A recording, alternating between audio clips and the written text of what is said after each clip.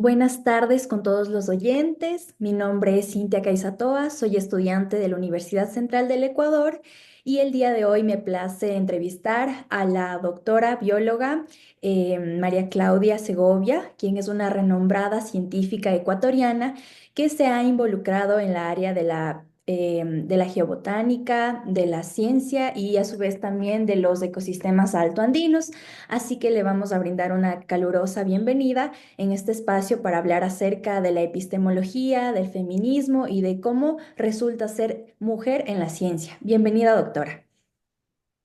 Muy buenas tardes a todos y todas. Para mí es un gusto estar el día de hoy con ustedes.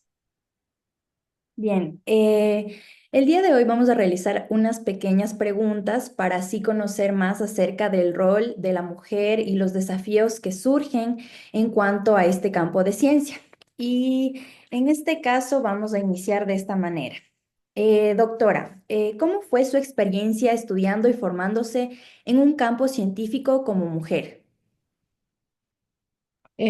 Bueno, yo estudié en la Universidad Católica del Ecuador biología y más o menos cuando entré a la universidad había aproximadamente 50-60% de mujeres frente a un 40-50% de hombres. Eh, Realmente nunca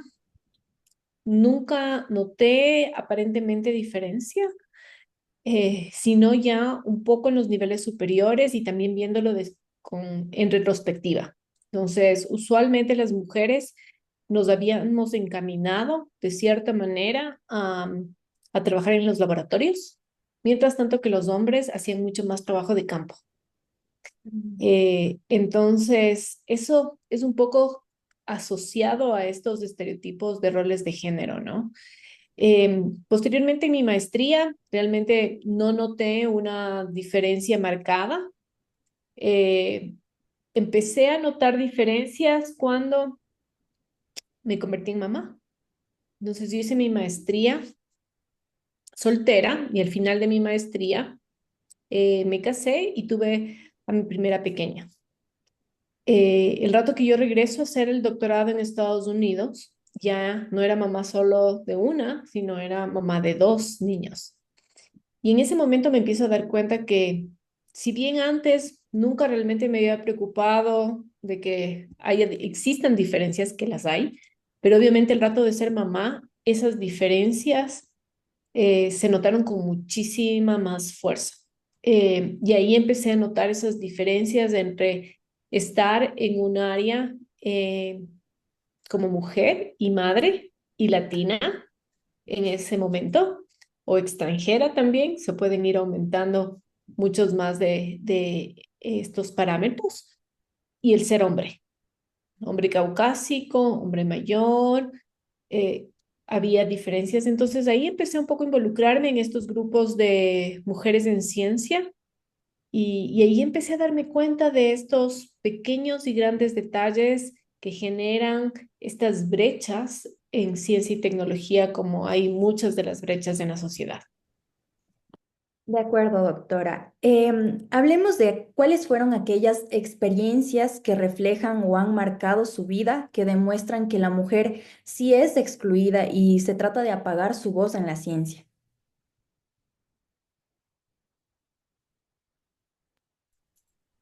Eh, bueno, tengo varios ejemplos a lo largo de la ciencia, algunos sumamente sutiles, otros mucho más crudos, más duros, que tal vez, porque eso también es importante, a veces lo normalizamos y no nos damos cuenta.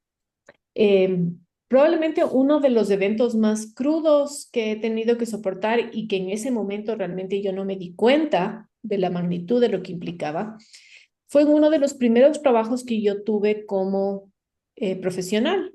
Recién graduada, fui contratada por una consultora para ir a una expedición. Yo era la parte de las plantas, de la botánica, y era la única mujer de la expedición. Entonces estaban geólogos, geógrafos, ingenieros civiles, topógrafos y yo, ¿no? Entonces cuando íbamos a entrar a la zona que teníamos que revisar, se había contratado un grupo de indígenas que sean nuestros guías, ¿no? Entonces, el momento que nos encontramos con ellos, los indígenas se acercaron al director de la expedición y le dijo, ¿por qué trajiste cocinera si yo ya traigo una cocinera para el equipo?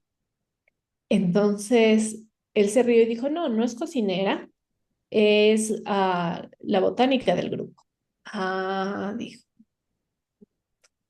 Entonces, es tu mujer, ¿no? Entonces, aquí hay muchas cosas interesantes. La cosmovisión indígena, pero también por el otro lado es cómo el grupo, en este caso profesional, ¿sí? Asumió eso. Entonces, a lo largo de los primeros días de la exposición duró aproximadamente, si no estoy mal, unos 8 a 10 días. Eh, Se burlaban mucho de que yo estaba ahí, decían que para qué me trajo, que obviamente solo era para ser mujer del jefe. Y con el paso del tiempo fuimos, me tocaba demostrarme y demostrarles cuál era mi rol. Incluso el primer día de la expedición, ellos iban a cazar, nosotros habíamos llevado comida, pero a veces ellos cazaban para comer.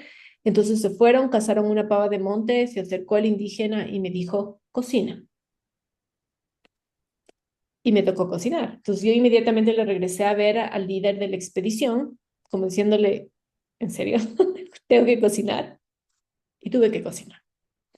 Entonces, esa es una experiencia súper cruda que si te pones a ver son esos estereotipos súper marcados que tenemos, no solamente desde esta cosmovisión indígena, sino también de esta otra contraparte en una comunidad profesional. Nadie, ninguno de mis colegas dijo nada.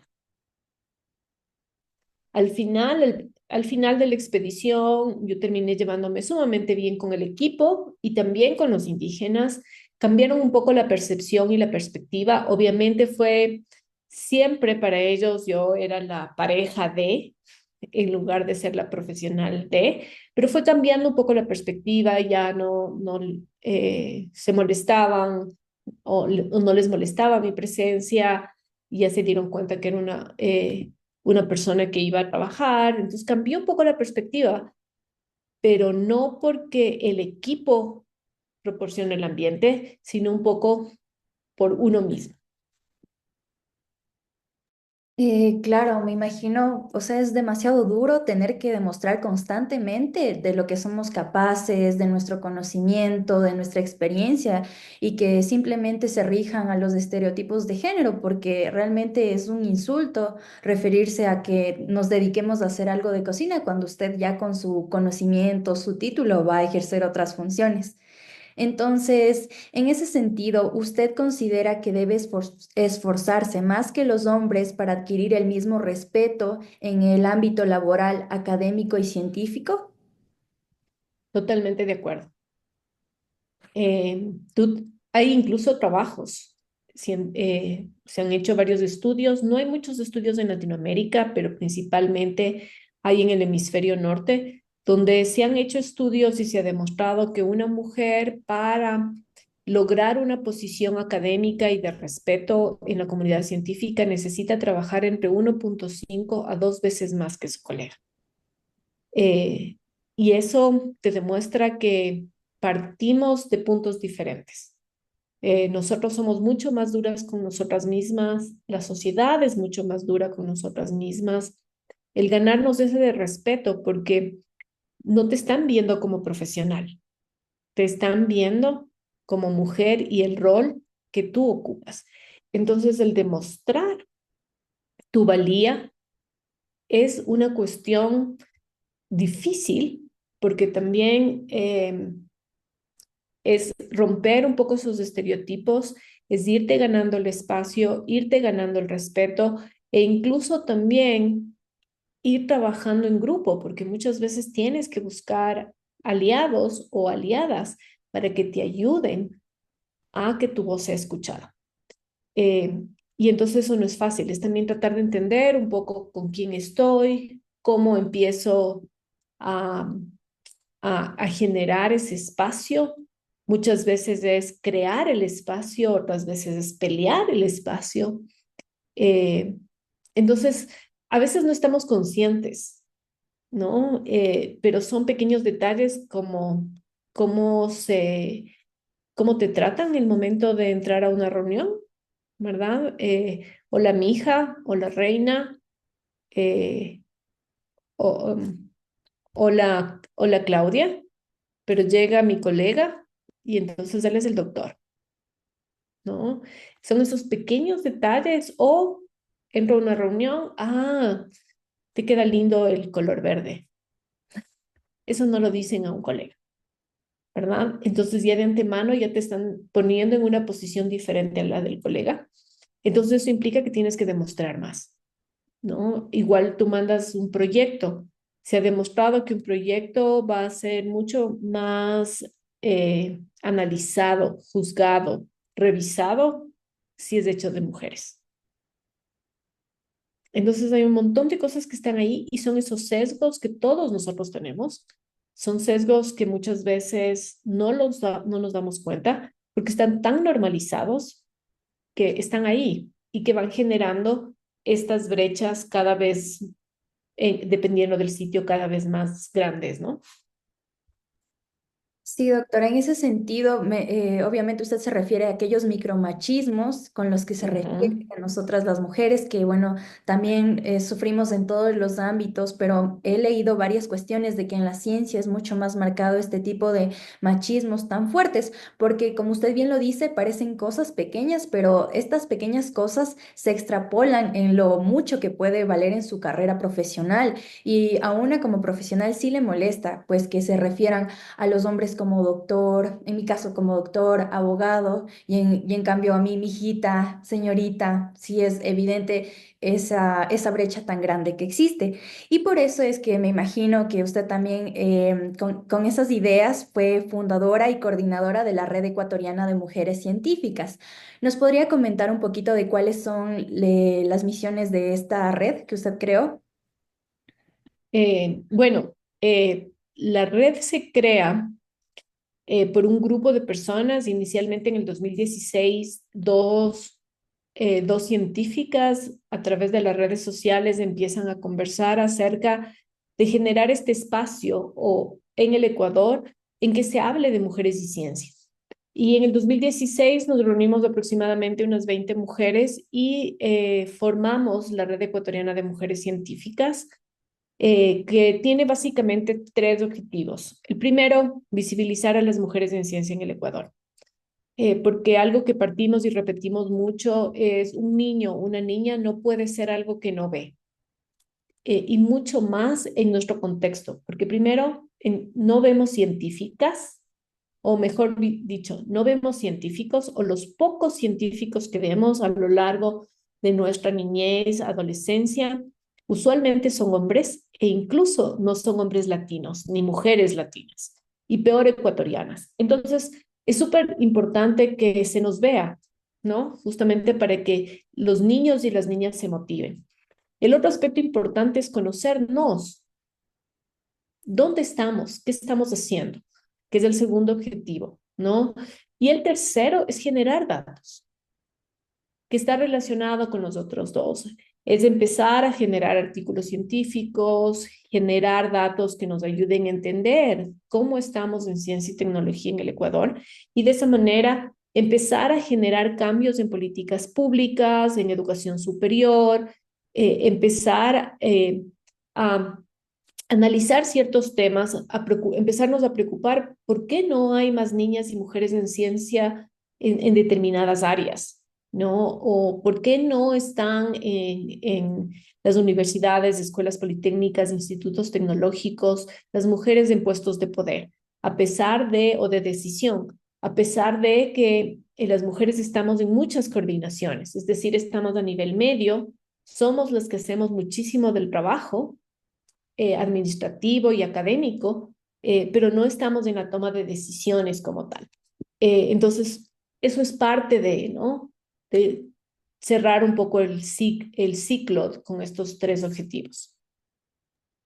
Listo, doctora. Entonces, en ese sentido, y ya pegándonos un poquito más a las teorías feministas, ¿usted de qué manera cree que la perspectiva de género puede influir o enriquecer la construcción de conocimientos en la área científica? Este es un área súper importante que empezamos a analizar en la red, que no solamente es que necesitamos más niñas y mujeres en la ciencia, que es uno de los objetivos, sino también es cómo hacemos la ciencia. Y ahí entra la perspectiva de género. Eh, por ejemplo, uno de los casos más reconocidos es el hecho desde que apenas en 1980 la FDA, que es la Agencia de Medicinas y Alimentos de Estados Unidos, pidió y requirió que todos los experimentos y análisis clínicos se incluyan mujeres. ¿Eso qué significa? Que antes muchos de los análisis para nuevas medicinas estaban centradas en hombres, e incluso en hombres blancos de edad mediana. ¿Eso qué implica? Y recién nos estamos dando cuenta que muchísimas de las medicinas que nosotros recibimos están adaptadas a un cuerpo masculino, pero nuestra anatomía, nuestra fisiología, nuestra información genética es diferente. Y entonces es por eso que muchas de las medicinas eh, no nos sirven tan bien y recién estamos empezando. Entonces no solamente es una cuestión de que haya más mujeres, sino que los científicos y científicas analicen e incluyan la perspectiva de género, ¿no? Que en su diseño experimental esté contemplado mayor inclusividad. Y eso no solamente de hombres y mujeres en general, sino también una diversidad étnica, diversidad cultural, diversidad etaria, ¿no? Para que de esa manera la ciencia que tú produzcas pueda contestar preguntas para toda la sociedad, no solamente para un grupo específico. De acuerdo, doctora. Y justamente en el artículo que estábamos leyendo para realizarle esta entrevista nos hablaba acerca de que la ciencia se forja a través de moldes netamente masculinos. Entonces, nunca ha estado contemplada la visión de una mujer a partir de su edad, de sus características físicas. E incluso recuerdo que en el evento en el que fui moderadora y usted estuvo ahí presente con su disertación muy interesante, nos comentaba que incluso el hecho del cinturón de seguridad en los autos, que es tan importante, es ajustado a la anatomía masculina y que a largo plazo nos va a afectar a las mujeres. Entonces, en ese sentido, podemos ver cómo la ciencia ha sido pensada por y para los hombres. Y bueno, Doc, en ese sentido, ¿usted considera que las investigaciones lideradas por mujeres abordan temas o problemáticas que tradicionalmente han sido menos valoradas? Eh, es una pregunta súper interesante. Hay estudios que hablan de que las mujeres nos dedicamos más, bueno, primero, ciencia hecha por mujeres es mucho más inclusiva y diversa, de acuerdo a las investigaciones. Y también, como tú dices, contestamos diferentes tipos de preguntas. Está muy asociada a temas de cuidado. Algunas incluso investigadoras dicen que seguimos manteniendo ese tipo de rol, ¿no? Pero, por ejemplo, hay muchísimas mujeres en el área biológica, en el área ecológica, en el área botánica, en el área social, ¿no? No tenemos tantas investigadoras en el área de física, de matemáticas, un poco más abstracto, ¿no? Estamos mucho más asociadas a lo de cuidado, cuidado de la tierra, cuidado de la alimentación, cuidado en general, ¿no? Sin embargo, estamos ingresando a nuevas áreas y eso es definitivamente importante. Eh, Ahora, definitivamente, esto nos lleva también a analizar que sí, estamos viendo una ciencia diferente, pero también es importante que nosotras las mujeres nos demos cuenta de eso, porque muchas veces también hay el otro lado que muchas de nosotras, sin querer, muchas veces seguimos replicando los patrones de esta ciencia súper masculinizada que pide ciertos parámetros. Entonces, sí, sí, la pregunta un poco y un poco para recapitular. Las mujeres nos dedicamos a áreas de la ciencia que no siempre son más renombradas o que llevan más éxito desde la perspectiva académica, sí. ¿Por qué? Porque muchas veces el objetivo no necesariamente es tener un H-index más alto o publicar en Nature Science. Tal vez es regresar y retornar a la comunidad, tener un impacto más a nivel de comunidad y de sociedad que, ¿por qué? Porque la perspectiva es diferente. Chévere, Doc. Y considerando que usted es una docente investigadora de la Universidad de las Fuerzas Armadas y cuyo trabajo se ha basado en los ecosistemas altoandinos y tiene varia experiencia como docente, ¿qué cambios usted cree que deberían implementarse en las instituciones educativas, en este caso en la universidad, para lograr mayor equidad de género en la representación en el campo de la ciencia? Em, Bueno, voy a soñar. Bueno, uno de los puntos importantes que ya se han empezado a establecer en algunas universidades, se me viene a la mente, por ejemplo, la Universidad de Cuenca, creo que es importante cursos de sensibilización de género para hombres y mujeres, ¿no? ¿De qué estamos hablando? ¿Qué significa género? ¿Por qué tenemos que incluir género en nuestra investigación? ¿Cómo manejo los grupos de trabajo? ¿Qué pasa si no tengo equidad o diversidad en mis equipos de trabajo?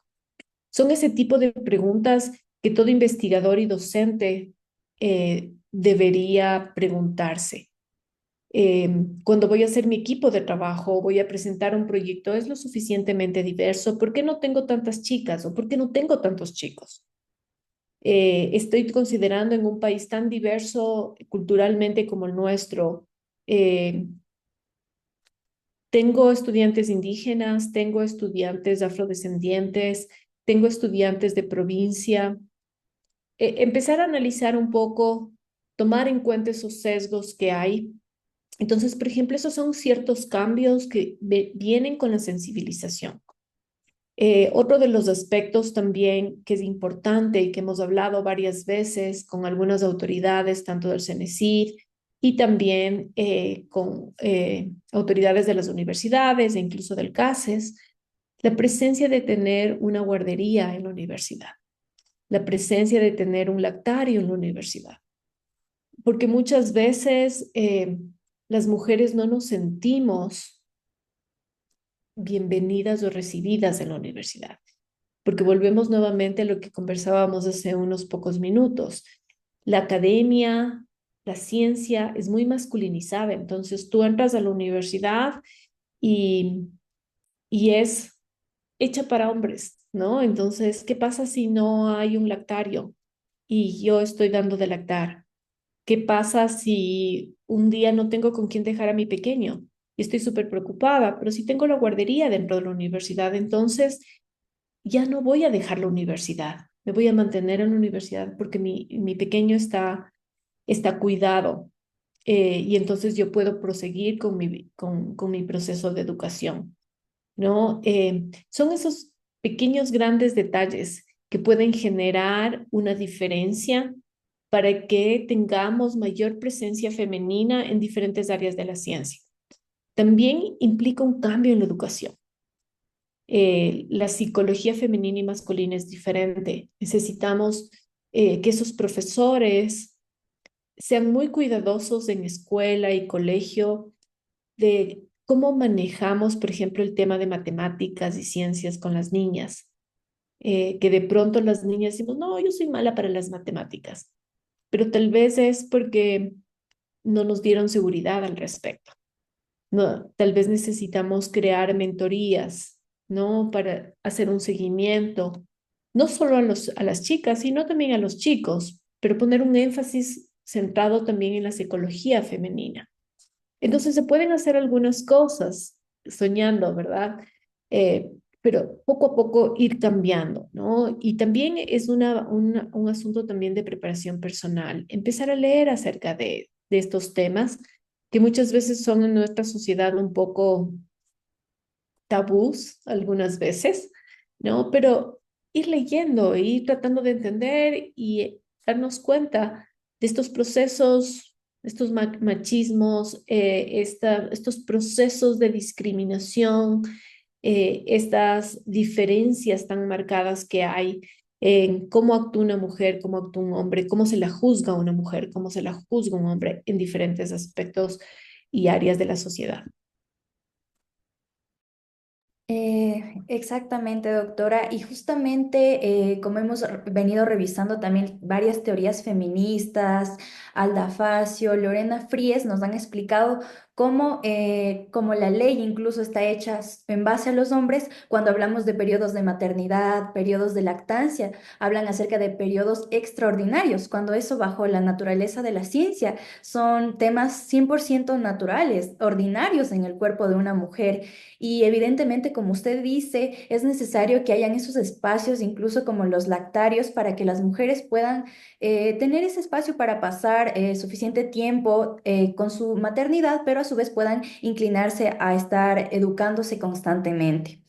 Y yo considero que bajo ese sentido, las mujeres pueden proporcionar una visión diferente a la ciencia y para reconocer a su vez la realidad social y esta lucha constante, porque como sabemos, usted también es madre y dice que empezó a sentir un cambio al convertirse en madre. ¿Qué aspectos usted considera que fueron como que los más cambiantes en su vida al pasar a ser madre en su ámbito de ciencia? ¿Qué cambió en su vida? Eh, Vamos desde algo súper básico, ¿verdad? El rato que yo estaba haciendo mi maestría y tenía que quedarme hasta altas horas de la noche en la biblioteca, no había problema, ¿verdad? Sin embargo, cuando eres mamá, tienes que regresar a la casa, tienes que darles de comer, tienes que estar pendiente, a pesar de que he tenido la suerte de tener un gran compañero. Sin embargo, esos roles que uno maneja, especialmente nuestra cultura latina, son súper fuertes. Em, entonces ahí empecé a darme cuenta que las cosas no funcionaban de la misma manera, ¿verdad? Que también la gente espera otras cosas de ti. Me acuerdo claramente que una profesora, por ejemplo, me dijo, di un examen, se me acercó y me dijo, eh, sinceramente no esperaba que saques tan buena nota. Entonces, y yo dije, ¿por qué? Me dijo, porque eres mamá. ¿No? Entonces, son esas cosas, esas perspectivas que te van demostrando un poco el ambiente en el que estás tratando, ¿no? El hecho también que de la culpa que tienes. ¿Por qué? Porque muchas veces el estereotipo y el rol es de que tú tienes que estar con tus hijos todo el tiempo. Entonces, ¿qué es lo que pasa si yo estoy en el laboratorio, estoy estudiando, ¿no? ¿Por qué no estás con tus hijos? ¿Por qué se quedaron con el papá si el papel es estar contigo? ¿O por qué están en la guardería y tú estás estudiando? ¿Hasta cuánto vas a estudiar? Dedícate a tu familia, ¿no? Entonces, ¿eso qué genera? Te genera una especie de, estoy haciendo mal, eh, estoy siendo mala madre, ¿no? Y empieza a generarse ese sentimiento de culpabilidad por estar haciendo lo que amas, por estar haciendo lo que te gusta. Y eso también te va a convertir en una buena madre, porque si estás haciendo lo que te gusta, vas a ser feliz y entonces puedes transmitirlo eso a tus hijos. Obviamente eso no te lo dicen. Entonces son esas cosas que yo notaba que el manejo del tiempo, ¿verdad? El manejo del tiempo, cómo te ve la sociedad, cuáles son las exigencias y esas exigencias también tuyas, que tú mismo te las pones. También esa falta de espacio para hablar de esto, que es también una razón de Ramsey y que yo vine con esa idea de la Red Ecuatoriana de Mujeres Científicas, porque de pronto yo estudiaba en la Universidad de Florida eh, y más o menos a las 5 de la tarde yo vivía en la residencia universitaria de la universidad. A las 5 de la tarde todas las mamás estudiantes salíamos al parque y los pequeños jugaban y todos estábamos o con la computadora o leyendo algo, haciendo tareas o deberes. Y de pronto nos dimos cuenta que todas teníamos eh, la misma inconveniente. No teníamos una red de apoyo, no teníamos con quién conversar de esto. El a veces necesitamos, las mujeres muchas veces necesitamos hablar para desahogar o sentarnos juntas a ver una película romántica y llorar, pero ya es nuestro espacio. Ese manejo de tiempo que a veces es sumamente duro y tomando en cuenta que un doctorado es demandante y estás fuera de un país, de tu país y estás en otra lengua. Y son esas cosas que no se hablan, pero independientemente de dónde eres, eh, las, los desafíos son muy similares. ¿Por qué? Porque eres mujer y eres mamá. Claro, porque es contar con la responsabilidad de tus hijos, pero a la vez tener que demostrar que eres buena en tu área de conocimiento. Sí, totalmente de acuerdo, Doc. Y bueno, teniendo en cuenta que la ciencia durante tantos siglos ha sido tan desapegada de los factores sociales, étnico-culturales y que los aspectos emocionales se han visto totalmente relacionados con las mujeres y que por eso se ha tratado de que ellas sean excluidas de la ciencia, ¿qué valor o qué aporte tan fundamental cree que las mujeres a través de su cosmovisión pueden aportar a la ciencia, que no lo hagan los hombres? Em, bueno, como yo te decía antes, las mujeres tenemos mucha más empatía, tenemos mucha más sensibilidad en ciertas áreas y aspectos. Las mujeres también somos mucho más observadoras y detallistas. Entonces, en muchas áreas de investigación, la presencia femenina es fundamental. Justamente hoy estábamos analizando en el laboratorio nuevos tesistas. Entonces, tenemos diferentes áreas de investigación, pero hay un área de investigación en la que tienes que pasar mucho más tiempo en el microscopio. Y sabemos que las chicas son las mejores, son mucho más detallistas, son mucho más eh, observadoras en los pequeños cambios, ¿no? Eh, entonces, eso es lo que aportamos. Aportamos una visión diferente, una visión más sensible, una visión más empática de las cosas. Eh, y eso hace que muchas veces lleguemos más a preguntas un poco más sociales, a preguntas más profundas.